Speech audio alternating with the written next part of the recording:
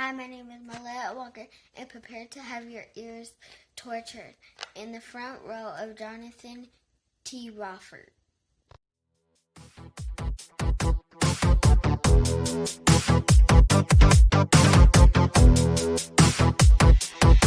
Ooh, you know we done hit superstar status flip. We got M-Dub on an intro? She don't just come out for anybody. Oh my God. An intro by M-Dub. I thought this shirt was the highlight of my week. Woo! You can't tell me nothing now, boy. Woo-hoo-hoo. What's up, WPA? And if you don't know me, you've been hiding under a rock, folks. Allow me, if you don't know me, to introduce myself. My name is Johnathan T. Rokford. And this, folks, is from the front row. And yes, folks, do not adjust your sets. I am rocking my brand new shirt. Fresh and hot off the press. That sinister shirt. Ain't got nothing on me. Now we began the night as always, folks. There was game changer action as the First Lady was taking on the badass Eddie Vendetti as they were still engaged in a battle from last week. Eventually, though, the First Lady was able to defeat him to retain her title. Now, she did challenge her fellow stablemate Mac Blakely to a match, but we could not find her, and Mac Blakely was awarded the win, and it didn't sit well with him, so he re-challenged the First Lady because he wanted to earn the title. And folks, if dumb had a face to it, it would be Mac Blakely, folks. If there's one thing you learn here in WPA and with the Game Changer Championship, take it while you can, folks. Because the First Lady defeated Mac Blakely and regained her Game Changer title. And if you didn't see that coming, well, you haven't been watching WPA, folks. Now the night kicked off in official matches as James Altrez took on Robert Isaiah Salea, folks. And James Altrez said he was going to have an easy night, folks. As a matter of fact, his night was so easy and his match was over so quick, he came down and sat next to me and watched the rest of the matches. Because we all know you don't go sit on the other side of the ring, folks. That is Misfit Road territory. You are asking for trouble over there. It's a bad neighborhood. Ask Flip. He did it. He tried it one time. Now our next match saw Needles Kane taking on Martel the Carpenter.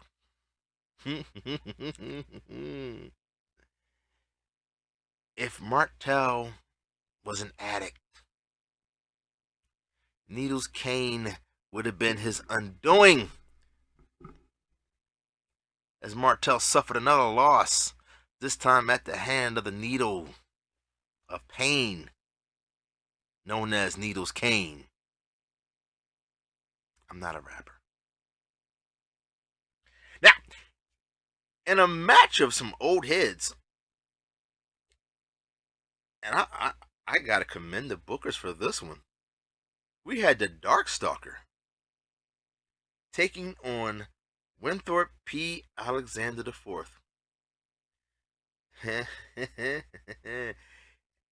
classic battles in the past, whether it be the Sledgehammer or Captain Chaos.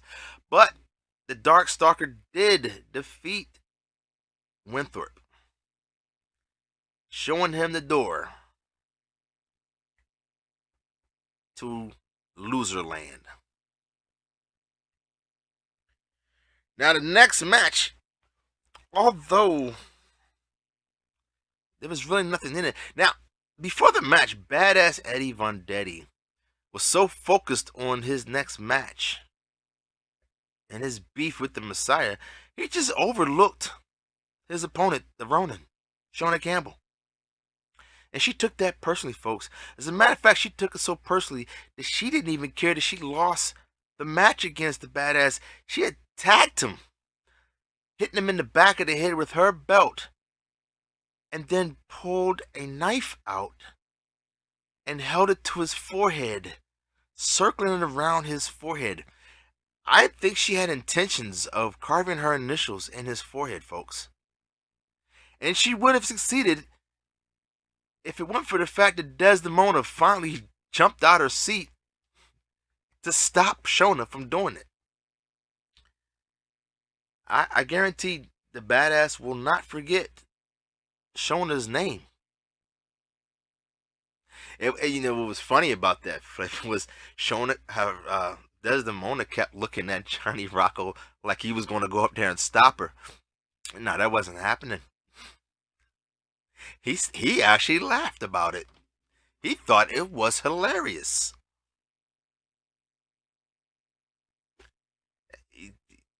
Folks, the Ronin is nothing to be taken lightly. You piss her off, and you might get dealt with. Let's just say make sure you remember who she is. I know the Badass won't forget that shit. He almost had initials carved in his head. But at least he got the win.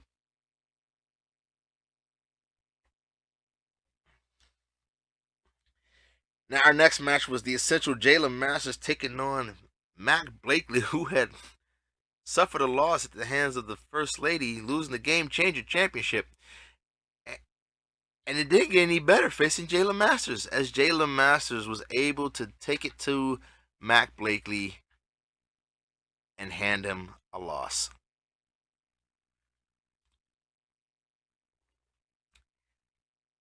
You know, maybe now. Maybe we will get Jayla Masters, who I keep saying is one of the toughest SOBs to defeat one-on-one. Maybe. Maybe not. Now, our next match saw the Super Champion King, who's been on a very bad streak lately. Just up and down. Just up and down. Taking on Donnie Boy.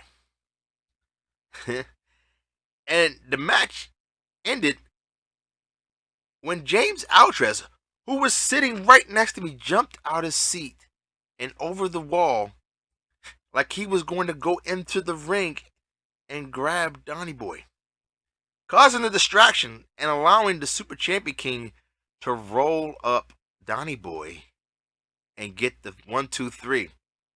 I know, it's one of the worst ways to lose. Just a roll up. Ugh. Didn't even grab his tights. Just rolled him up and held him there for 3 seconds. And after the match, Donnie Boy looked at James Altrez, who went back to his seat and started laughing at Donnie Boy. I mean, that guy really holds a grudge, doesn't he? Now, in a classic battle of two titans, the Red Death was facing the Prince of Crime, Delirious, and the Prince of Crime was able to steal one from Red Death. Yes, I know. If there was instant replay in wrestling, you would have saw that Delirious grabbed the ropes to help him hold Red Death down. We had some characters this week, folks. But congratulations, a win is a win. Then the officials' call is final. Although I'm pretty sure Red Death will not forget that. Now, in the next match, something that was no surprise to me, we had Desdemona taking on Katzen underscore Corey. And as I said before, folks, the internet remains undefeated as Katzen Corey picked up a win versus Desdemona. No, I told you, I am not calling her queen until she gets a title. I'm not doing it.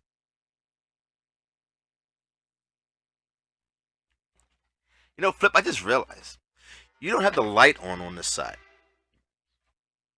What do you mean I didn't put it up?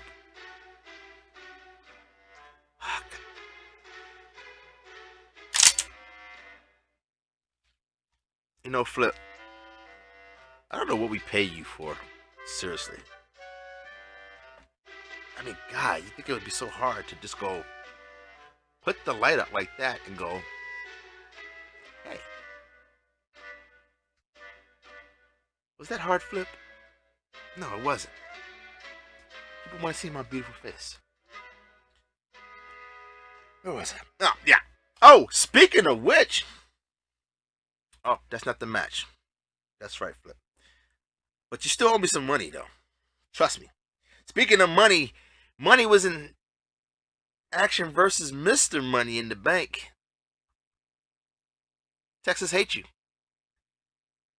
And I tell you, if Money and the Mr. Money in the Bank had challenged for the title this week, folks, he would have lost. He wouldn't have got it. So good thing he didn't cash in this week. But Michael Oliver Nathaniel Everett Young was able to defeat Mr. Money in the Bank. You know it would be a good match, Flip. And I can't believe I'm going to say this, but if I put a match together featuring Mr. Money in the Bank, I don't know, we could pick anybody. I'd almost put his briefcase on the line. Just to see how good he really is. To see if he can really fight for that briefcase. That'd be one hell of a match. Won't happen, but hey, that would be one hell of a match. Now, after that, we had Lady Assassin taking on Lycan Umbros, who was able to pick up a win after a couple weeks of bad strings of losses. I hate seeing Lady Assassin. She's a good competitor. I mean, seriously. I mean, it was a pretty good match until he took over. Once he took over, it was done. I felt bad for her.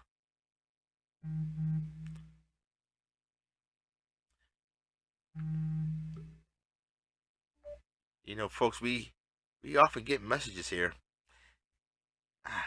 It wasn't nothing important. Just the agent. I'll call him later. Now, our next match featured the Beast taking on Kwani Fist, a man nobody wants to lose to. And the Beast was able to defeat Kwani Fist. I'm telling you, the Beast has been on a roll lately. Yeah. Now, after the match, Kwani Fist, even in the loss, started talking shit. And started cutting a promo. And the Beast went back in the ring and attacked Kwani Fist from behind. Oh man, they started fighting again, and it spilled over to the outside. And he actually put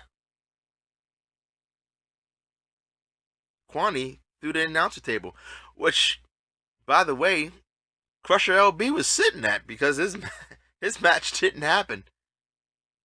Now, how you like that? Crusher, the irony, the table gets crushed while Crusher LB sitting at it. Now, in a match all of WPA was looking forward to, I have no idea why. We had the Messiah taking on Darkness of Mother Earth Luna in a bra and panties match. And folks, I don't know which one people wanted to see more. The Messiah in some bra and the bra and panties, or Luna lose and be in bra and panties. Whichever way you were going, it didn't matter. The Messiah actually picked up the win. Say what? Yes, meaning that Luna wound up in her bra and panties. I think they were Calvin Klein. I don't know. They were kind of striped in purple. They were kind of gothy looking though. Yeah. But the real thing is the Messiah actually won the match. Say what? That was the surprise.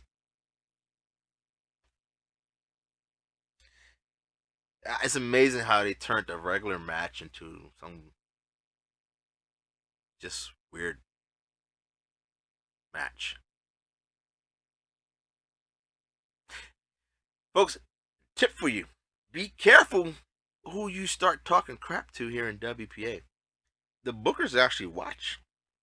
They're watching. And just as because they don't schedule you the first time, don't mean they won't put it on you later. Yeah, that's how that match happened. The bookers did not forget that they were going back and forth. I think the Messiah saw it coming because he tried to get out of it real quick. But hey, you picked up a win. Why? Well, I don't know. I don't get it. Now, after all the shenanigans of the singles matches, we got into the key meals, the main courses, as we had number one contender matches and championship matches and the finals of Tag Team Turmoil. And we had the triple threat number one contender match featuring Fuego L versus the Anomalium. And it was supposed to be Lucha Libre, who just came back. And I don't know if maybe Lucha Libre was having travel issues or what, but it became a one-on-one match. And Fuego L, newcomer here in WPA, folks, picked up the win. It's only I think it's only his second match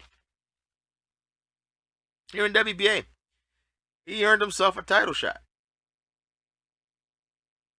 Now, match 2 saw Shepard Bane versus the South Bronx Savage versus DJ Tech. And Shepard Bane pinned DJ Tech to pick up the win to secure his place in the triple threat title match, folks.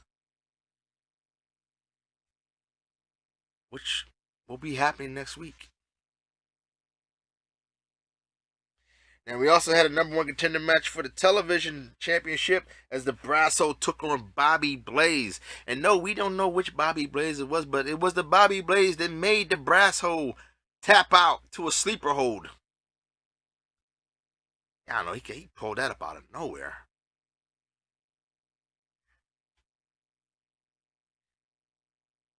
So far we had what? I've talked about what? 4 Killer Goons. And we got 1 win out of 4.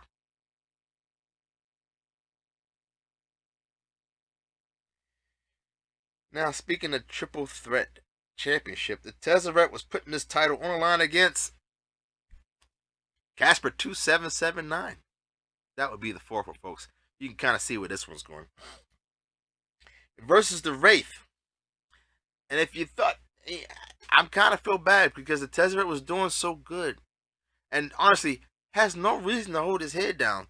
But the Wraith did pin him to become the new triple threat champion.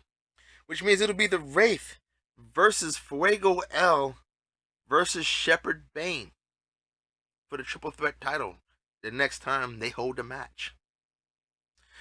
Now, of course, the Tezzeret is part of the Trios Championship, so he only lost 1 title. And pretty soon they will be putting their title on the line. At least he won't have to pick which title. And that's kind of sucks because that was like his second title defense. Man, I was hoping he was going to go 4. Now, in the TV title match, we had the First Lady, Alexa Leslie, our game changer champion, television champion, taking on Johnny Rocco, folks, and it was the match of the night, folks. Like when the match was over, the crowd gave it a standing ovation. I mean, it's second to have an M-Dub do an intro for the show, but it was pretty close. The match ended in a time limit draw as both competitors just could not get the upper hand on each other. I mean, these two are tough when they face each other. I mean, they're tough when you face them and they're together in a team.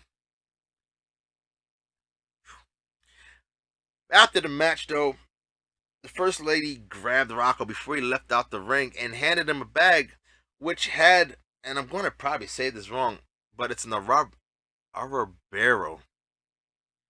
And folks, if you thought Johnny Rocco with a kendo stick was going to be dangerous,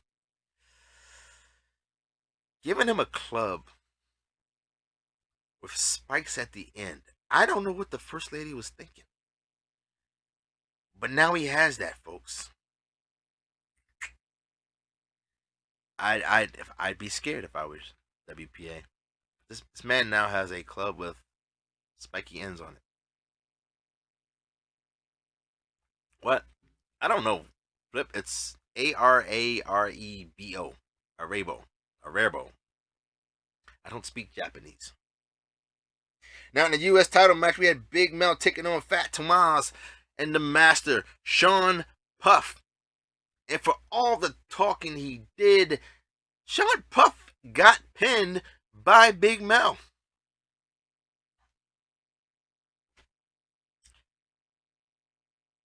You know, next to Jermaine Walker, I would say Big Mel is probably one of the more dominant champions. I mean, since he's regained that title, which he had it out of his possession for a couple of days. He's been just destroying folks. Like, he's not even going one-on-one with people anymore. He's taking on 3 and 4 people at a time now.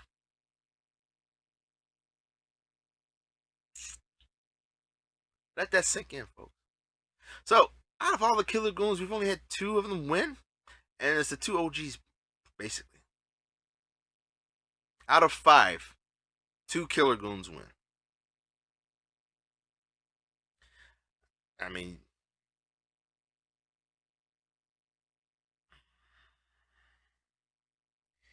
now, like I said, we had the finals for Tag Team Turmoil as Jermaine Walker and his partner, Nergahante, took on Money, MF and Mike, and Chrysalis. And I've already kind of tipped the hand on that one, folks. And Flip, run me my money. This is half. I'm telling you, you're going to give me the other half later. I told you Jermaine Walker and Nergahante were going to win that match, folks. That was my pick. And they did not disappoint, as Nergahante was able to pin Money, MF, and Mike and secure the win for his team. So, once again, folks, a member of Sinister has won Tag Team Turmoil. I'm starting to think that if one of them is involved in the match, they're winning. Last year it was Johnny Rocco teaming with Big Mel. This year is Jermaine Walker. Although I do question why the champion is in a match to secure a title match against world champ. I'm pretty sure he'll hold on to that if he ever happens to lose it. I don't know. Maybe we'll look at that next year. Maybe next Tag Team Turmoil, we'll exclude the world champ. See what happens. That's it, folks. We have Tag Team Turmoil champions Jermaine Walker, our world champ, and Nergahante, who now has a title opportunity against his partner. TV champ retains from a time limit draw. U.S. champ retains. We have a new triple threat champion.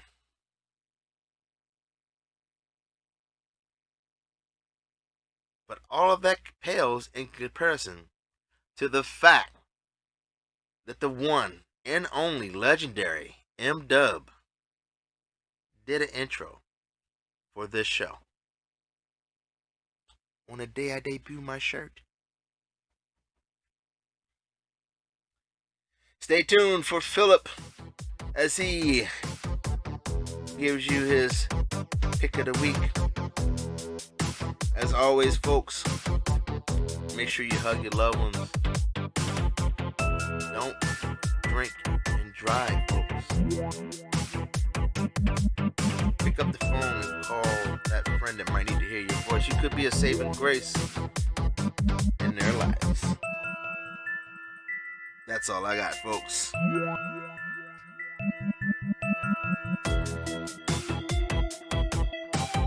Yeah, I know. I'm stoked. Dubs on my intro. What? Bro, I'm gonna tell you right now. We ain't had somebody do an intro. They scared to do it anyway. Like cowards. I mean, we had like 6 intros, and then we get M-Dub to do an intro. Let me see that on the flash.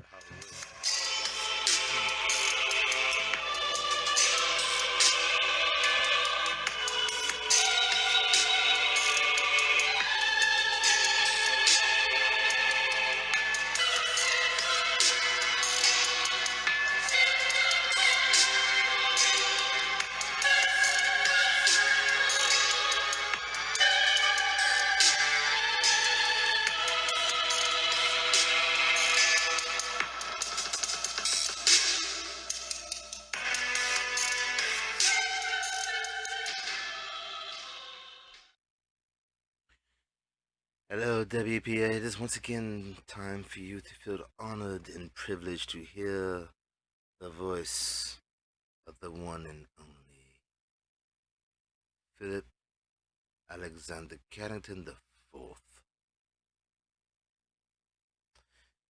And this week I'm feeling charitable as I watched matches. Most of them very stellar. The TV championship match itself was very impressive, but every once in a while I like to give to charity. So this week's pick is the Messiah. An individual who is the punching bag of WPA, yet lately has racked up a couple of singles wins. Although he is now the,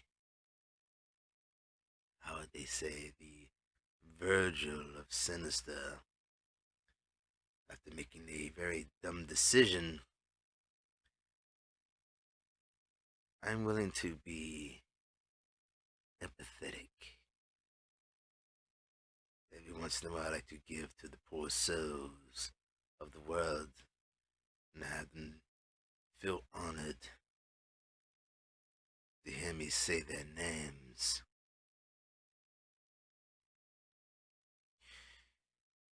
He took on a challenge this week that I'm pretty sure he would have wished he had not have even indulged in.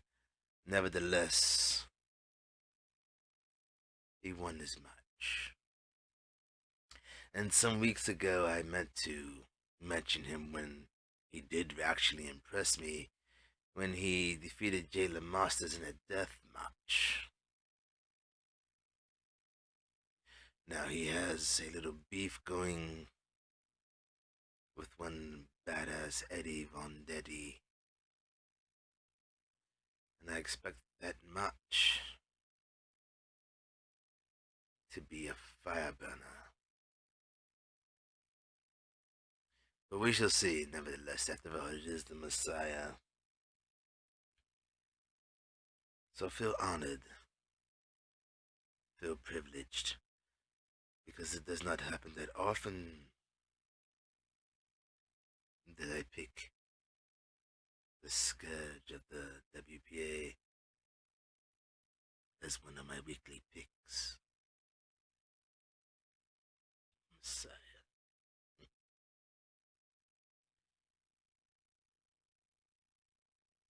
But I do also have an honorable mention. And it's not a performer. I was highly impressed by Johnathan called the N-dub and the wonderful intro they did for the show this week. Kudos to the young lady.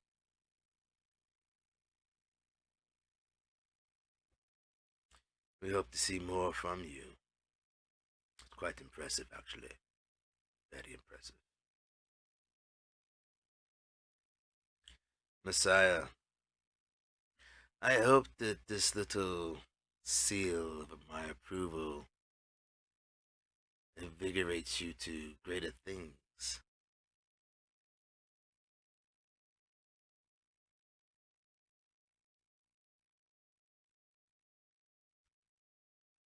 But that is all I have.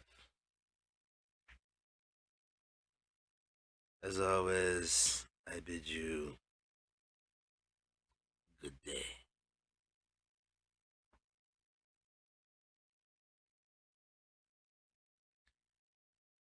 I said good day.